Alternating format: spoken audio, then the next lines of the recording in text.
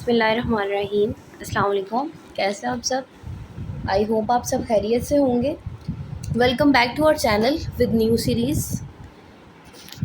आज हमने अपनी न्यू सीरीज़ स्टार्ट करी है, mid term series English 505 language learning theories. ठीक है, बेसिकली नेम से जैसे कि ज़ाहिर है कि इस सब्जेक्ट में हमने बहुत सी लैंग्वेज थेरीज़ को डिस्कस करना है और उनकी एक्सप्लेनेशन पढ़नी है। ठीक है, डिफरेंट बिहेवियरिस्ट साइकोलॉजिस्ट के थ्रू। ठीक है, और उनके पॉइंट ऑफ व्यू जो है वो क्या थे लर्निंग के, सो उनके बारे में डिस्कस करना है। बहुत ज़्यादा लेंथी नहीं है, आपके शॉर्ट से ही जो है वो लेसन्स आएंगे। ठीक है, टोटल लेसन्स जो है आई थिंक 40 होंगे। हाँ, 40 लेसन्स हैं। इंशाल्लाह पूरी कोशिश करेंगे कि मिड टर्म के साथ फाइनल टर्म सीरीज़ भी लेके आए।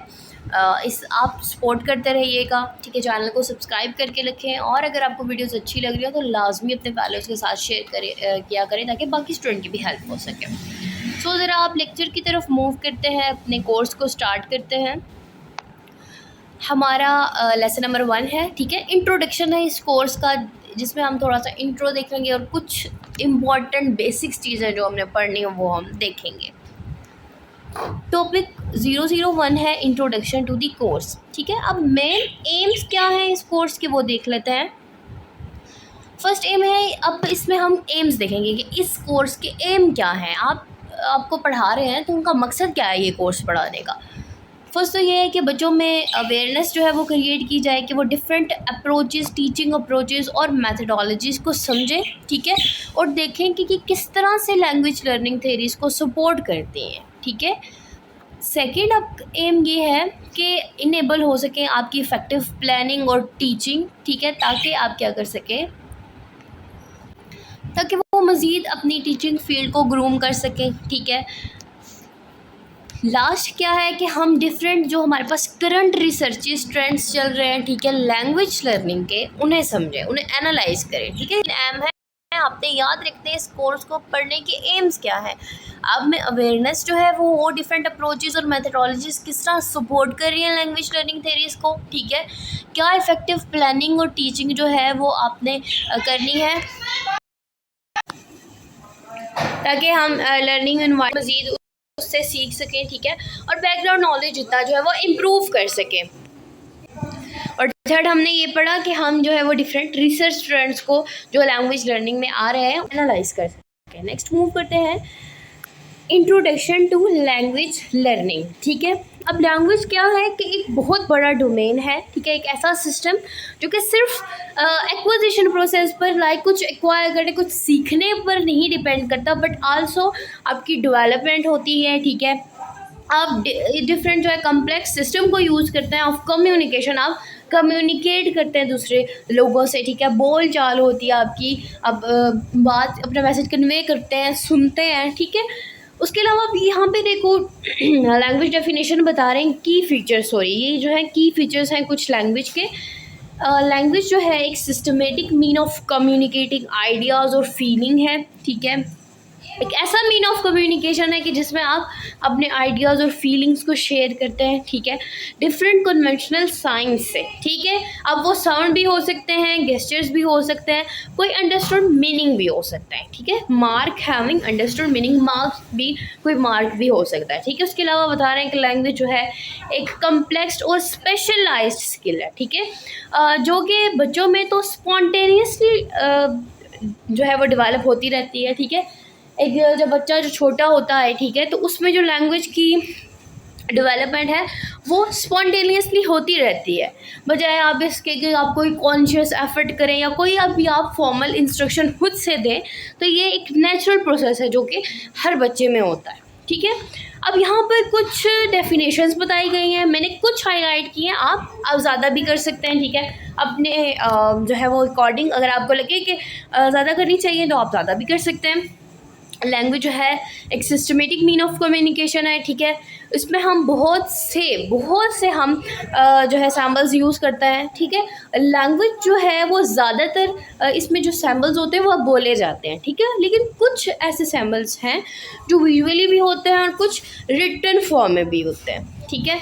अब हर जो सैम्बल है उसका कोई ना कोई मीनिंग है जो कि आप रेफ़र कर रहे होते हैं। उसके अलावा लैंग्वेज जो है कम्युनिकेशन के लिए यूज़ होती है, जिसमें आप दूसरे बंदे के साथ कम्युनिकेट करते हैं, अपने आइडियाज़ और फीलिंग को शेयर कर रहे होते हैं और उसके आइडियाज़ और फीलिंग को अडॉप्ट कर रहे होते हैं, ठीक है। इन शॉर्ट यहाँ पर बताया गया है कि लैंग्वेज एक ऐसा सिस्टम ऑफ कम्युनिकेशन है, ठीक है, विद सिंबल्स के साथ वो वोकल और विजुअल दोनों फॉर्म में हो सकते हैं। नेक्स्ट है हमारे पास टॉपिक 003, ठीक है।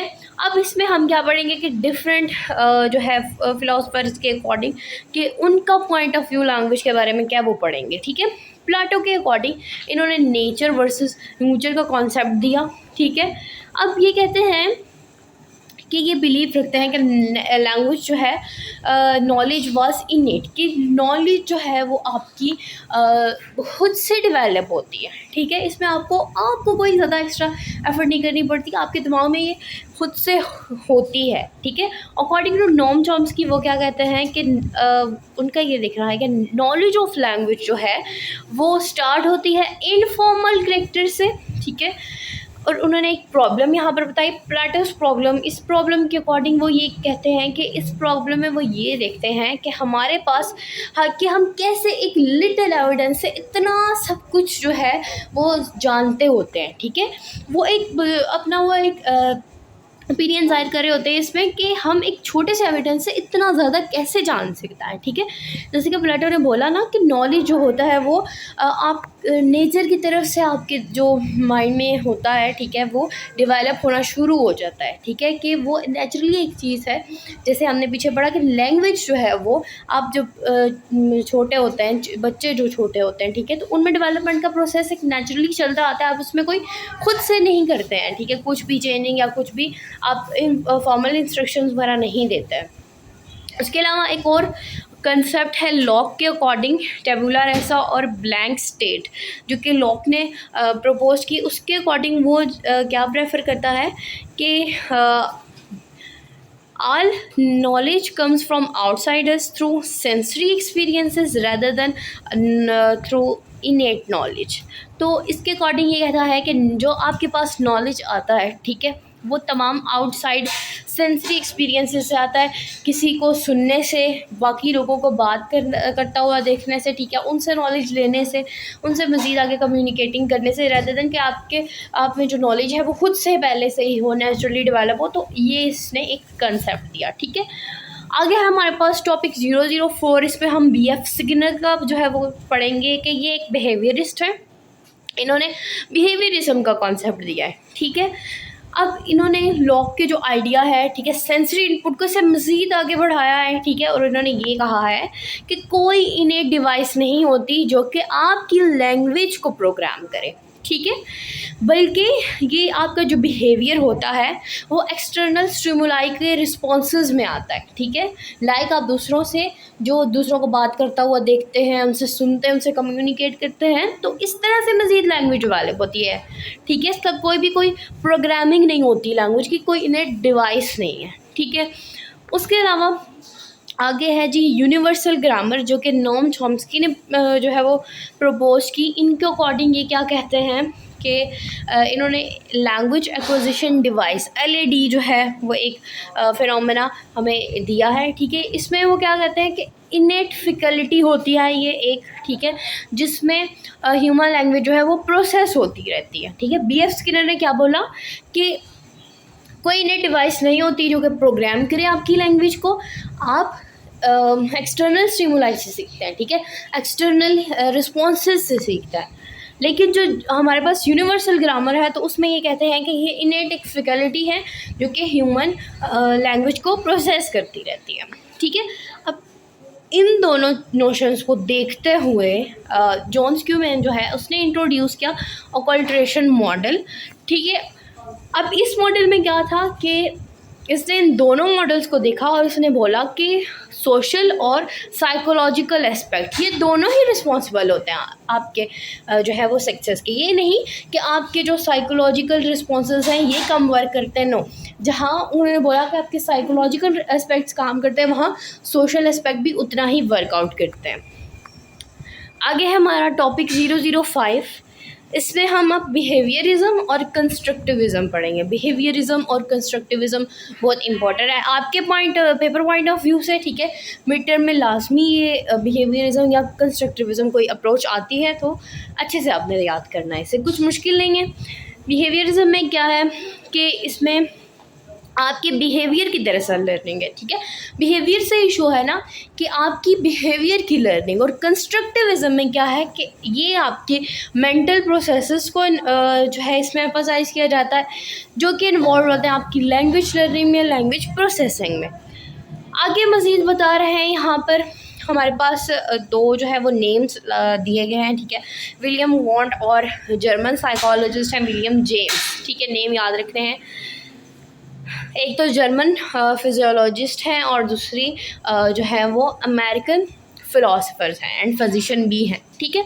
तो इनका ताल्लुक जो है वो डिफरेंट ये इनकी जो बिलोंगिंगनेस है, ठीक है, ये जो बिलोंग करते हैं ये डिफरेंट जगह से बिलोंग करते हैं, ठीक है। और इनके एस्पेक्ट भी डिफरेंट हैं। एक ने बिहेवियरिज्म को डिस्क्राइब किया तो दूसरे ने कंस्ट्रक्टिविज़म को, ठीक है। अब यहाँ पर कुछ लर्निंग डोमेन्स दी गई हैं, ठीक है, हम वो देखते हैं। तो जिसमें हमारे पास फर्स्ट आ जाती है इंडिविजुअल लर्नर प्रेफरेंसेस, ठीक है, कि हर तलबा का अपना प्रेफरेंस क्या है, ठीक है। उसके अलावा मल्टीपल इंटेलिजेंस, मेटा कॉग्निशन, ठीक है। मेटा कॉग्निशन को हम आगे जो है वो डिटेल में भी पढ़ेंगे, ठीक है। इसमें दरअसल आपकी जो मेंटल रिस्पॉन्सेज हैं वो वर्कआउट कर रहे होते हैं, ठीक है। ब्रेन बेस्ड लर्निंग, ठीक है, जो आप अपने मेंटल प्रोसेसेस को यूज़ करते हैं वो लर्निंग करते हैं वो, ठीक है। आगे मज़ीद हम इन डोमेन्स को भी पढ़ेंगे। नेक्स्ट हमारे पास है जी कुछ थेरीज, ठीक है। इम्पॉर्टेंट है, पार्ट 1 है इसका। सबसे पहले हमारे पास बिहेवियरिस्ट थेरीज़ हैं, ठीक है। ये रेफ़र करती हैं आपके स्टिमुलाई रिस्पॉन्सेस पर, ठीक है। लाइक आप जो चीज़ें आउटसाइड फ्रॉम द इन्वायरमेंट सीखते हैं, ठीक है, किसी से इंटरेक्ट करके, बातचीत करके, दूसरों को सुन के, ठीक है, उन्हें देख के जो चीज़ें आप समझते हैं, ठीक है। It is related to one's behaviour and that language learning is also a set of behaviour, कि आपके आपके अपने बिहेवियर से रिलेट करती हैं, ठीक है। और आपकी लैंग्वेज लर्निंग जो है ये आल्सो एक सेट है आपके बिहेवियर का, ठीक है। अब इसमें ये बता रहे हैं कि ये दरअसल क्या करता है कि इनेटनेस जो एक है आपके पास टर्म, इसको रद्द कर देता है, ठीक है, रिजेक्ट कर देता है। इनेटनेस क्या है कि आप में जो पैदाइशी सलाहियतें होती हैं, ठीक है, इस थेरी के अकॉर्डिंग, ठीक है। इसमें क्या बता रहे हैं कि एक स्टिमुलस रिस्पॉन्सेज होती हैं, ठीक है, जिसमें एक प्रोसेस ऑफ कंडीशनिंग होती है। लाइक क्या है कि आप दूसरे को देखेंगे, समझेंगे, ठीक है, किसी को सुनता हुआ देखेंगे, किसी को बात करता हुआ देखेंगे तो आप जो है वो सीखेंगे चीज़ों को, ठीक है। अब इसमें क्या है कि आप बार बार एक चीज़ को दोहराएंगे, जैसे कि आप फ़र्ज़ कर लें कि सेकंड लैंग्वेज सीख रहे हैं, ठीक है, बार बार उन अल्फाज को दोहराएंगे। जब गलती करेंगे आपको फीडबैक दिया जाएगा, तो इस तरह वो आपकी एक जो बैड हैबिट्स हैं वो ठीक होना शुरू हो जाएगी और आपकी ये हैबिट बन जाएगी बोलना, ठीक है, और आप फ्लुएंट हो जाएंगे। आगे हमारे पास यूनिवर्सल ग्रामर यूजी थ्योरी बहुत ज़्यादा इंपॉर्टेंट है, ये आपने बहुत अच्छे से करना है। बहुत ज़्यादा बच्चों को कन्फ्यूजन आती है इसमें, तो ये बहुत ही ज़्यादा इजी है, ठीक है। UG grammar UG refers to the mentalist approach that support nativism and cognitivism, ठीक है। तो ये एक जो है मेंटल अप्रोच है जो कि आपके नेटिविज्म को एंड कॉग्निटिविज्म को जो है वो सपोर्ट करता है, ठीक है। The theory advocate that childrens are born with. अब नेक्स्ट क्या बताया जा रहा है कि ये थ्योरी जो है दरअसल एम्फसाइज करती है कि जब बच्चे पैदा होते हैं, ठीक है, तो वो LAD के साथ पैदा होते हैं, ठीक है, लैंग्वेज एक्विजिशन डिवाइस के साथ, यानी कि जो उनमें उनकी पैदाइशी सलाहियतें होती हैं, ठीक है, तो वो प्रोग्राम कर रही होती हैं ताकि वो लैंग्वेज को लर्न कर सकें, ठीक है, और वो अपनी पैदाइशी सलाहियतों से जो है वो लैंग्वेज लर्न करते हैं। अब बिहेवियरिस्ट में वो क्या कहते हैं कि आप एक्सटर्नल जो है वो स्टिमुलाई से सीखते हैं, ठीक है। आप स्टिमुलाई रिस्पॉन्सेस से सीखते हैं, ठीक है। लाइक आप इन्वायरमेंट से सीखेंगे, दूसरों को बोलता हुआ देख के, उन्हें जो है वो कुछ सिखाता हुआ देख के, या उनसे बात करके आप जो है वो सीखेंगे, ठीक है। फ्रॉम इन्वायरमेंट आप सीखते हैं, आप इसमें जो है वो कोई इनेटनेस जो है टर्म वो यूज़ नहीं होती बिहेवियरिस्ट के अकॉर्डिंग। लेकिन यूजी ग्रामर ये बोलती है, ठीक है, यूजी जो आपकी यूनिवर्सल ग्रामर है वो ये कहती है, ये थी कि आप जो है आपकी जो एक बच्चा है वो एलएडी के साथ ही पैदा होता है। लाइक वो अपनी पैदाइशी सलाहियतों से ही लैंग्वेज को प्रोग्राम करता है, ठीक है, वो लैंग्वेज को लर्न करना सीखता है। तो अब इसमें ये बता रहे हैं कि हाँ बस यही इसमें बता रहे हैं। नेक्स्ट आगे हमारे पास क्रेशंस मॉनिटर मॉडल है, ठीक है। पहले दो एक दूसरे के ऑपोजिट्स हैं, ये आपने याद रखना है।